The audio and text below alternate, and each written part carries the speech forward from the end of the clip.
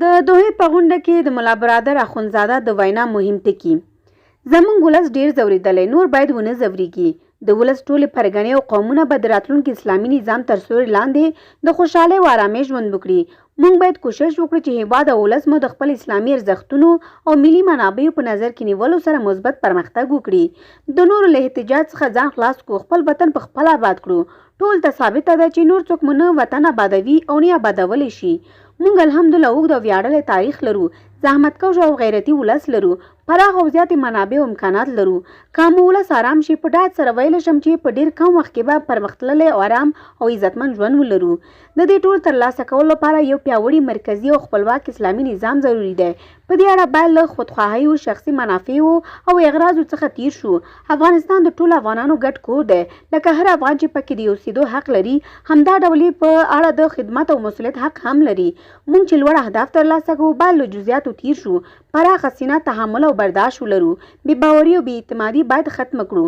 د ولس د وحدت او یووالي لپاره کار وکړو.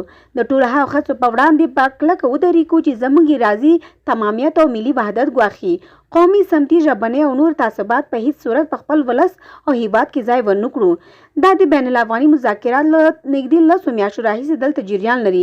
متاسفانه چې ځینې ستونزې شته، هغه ډول چې توقع کېدله پرمختګونه نشته، خو بیا هم ناهیلي او نامیدي نه ده پکار. افغانستان اسلامي امارت تر خپله وسه هڅه کوي چې مذاکرات یو مثبتې پایلې ته ورسوي او له دې امله یو پیاوړی مذاکراتي ټیم ټاکلی، خپل لوړپوړي مسؤلین رالېږلي دي. موږ ټول باید د خپل دین او عقیدې او د خپل ملي غرور او منافعو په رڼا کې یو نظام لرو.